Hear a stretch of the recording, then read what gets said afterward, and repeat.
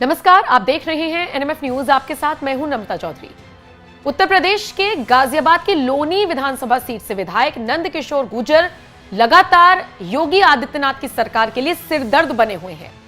पिछले बहुत वक्त से वो ये मांग उठा रहे हैं कि उनकी सुनी नहीं जाती।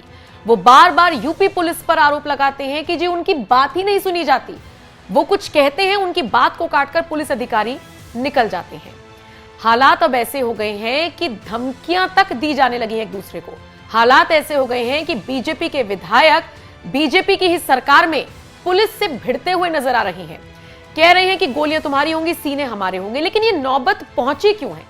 आखिर ऐसी क्या परेशानी इस बार बन गई कि नंदकिशोर गुर्जर को इतनी बड़ी बात कहनी पड़ गई? आइए आपको विस्तार से बताते हैं। बताया जा रहा है कि गाजियाबाद की लोनी सीट से बीजेपी विधायक नंदकिशोर गुर्जर और पुलिस प्रशासन के बीच उस वक्त एक बार फिर से टकराव हो गया जब राम कथा का आयोजन वो करवा रही हैं। बताया जा रहा है कि गुरुवार को लोनी में कलश यात्रा निकलनी थी और ऐसे में इस कलश यात्रा के दौरान नंदकिशोर गुर्जर के समर्थक और यूपी पुलिस के कुछ सिपाही की आपस में बहस हो गई। बहस इतनी बढ़ गई कि धक्का मुक्की की नौबत आ गई और धक्का मुक्की के बाद तो खबर यह भी मिल रही है कि कपड़े तक फट गए। इस दौरान बीजेपी विधायक मुख्य सचिव और कमिश्नर को चुनौती देते हुए नजर आए।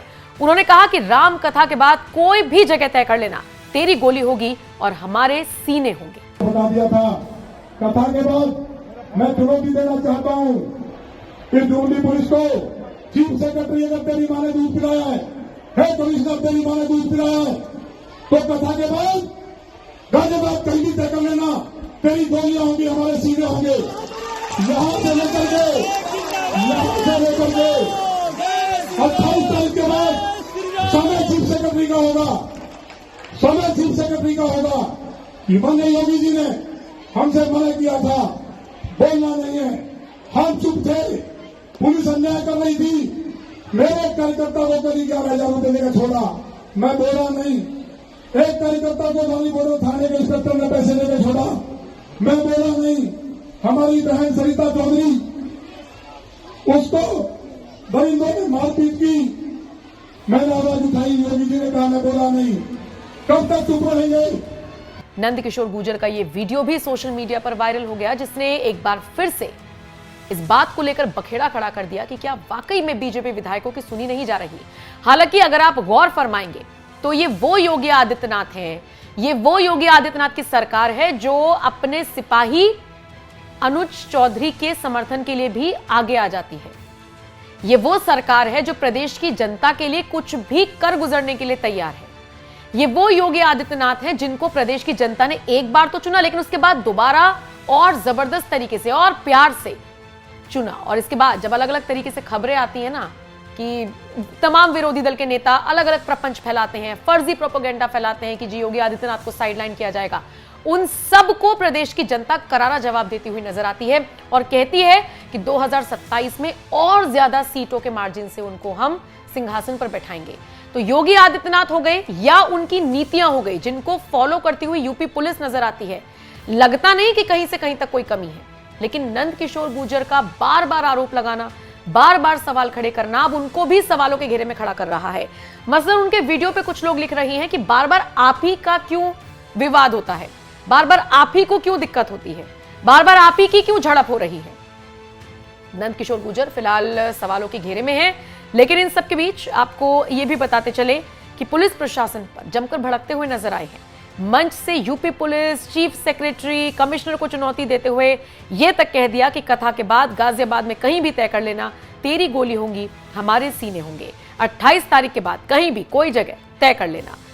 इसके बाद नंदकिशोर गुर्जर ने यह भी कह दिया कि अगर सीएम योगी आदित्यनाथ ने चीफ सेक्रेटरी और कमिश्नर को जेल नहीं भेजा तो वो अन्न और जल नहीं लेंगे, जमीन पर सोएंगे, फटे कपड़ों में रहेंगे, चाहे उनकी जान चली जाए। क्यों इस तरीके से बागी हो रहे हैं नंदकिशोर गुर्जर, ये फिलहाल जांच का विषय है। सवाल का जवाब मिलने की अभी देरी है, लेकिन हाँ बागी तो होते हुए नजर आ रहे हैं, खासकर यूपी पुलिस के लिए। योगी आदित्यनाथ के लिए वो खुलकर नहीं बोलते हैं, लेकिन यूपी पुलिस और अब तो मुख्य सचिव को लेकर, चीफ सेक्रेटरी को लेकर उन्होंने सीधे सीधे तौर पर सवाल खड़े कर दिए हैं। फिलहाल आप इस खबर को लेकर क्या राय रखते हैं, कमेंट सेक्शन में अपनी राय हमें जरूर। कल दिनांक 19 मार्च की रात्रि में सूचना प्राप्त हुई कि श्री हितेश गुर्जर पुत्र श्री नंदकिशोर गुर्जर द्वारा आज 20 मार्च को एक गैर परंपरागत जुलूस निकाले जाने का कार्यक्रम है। इस सूचना पर थाना प्रभारी लोनी बादल द्वारा रात्रि में ही श्री हितेश गुर्जर के मोबाइल पर 2 बार एवं उनके एक समर्थक के मोबाइल पर 3 बार फोन मिलाकर वार्ता करने का प्रयास किया गया, परंतु फोन रिसीव न होने के कारण वार्ता नहीं हो पाई।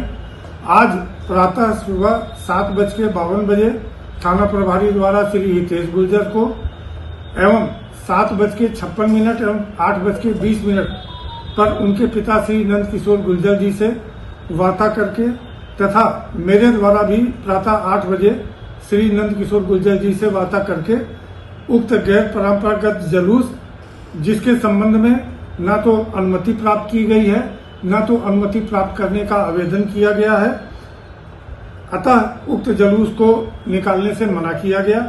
परंतु इसके बावजूद उन लोगों द्वारा पुलिस के साथ धक्का मुक्की करके आज उक्त जुलूस निकाला गया। उक्त संबंध में अग्रिम वैधानिक कार्रवाई की जा रही है।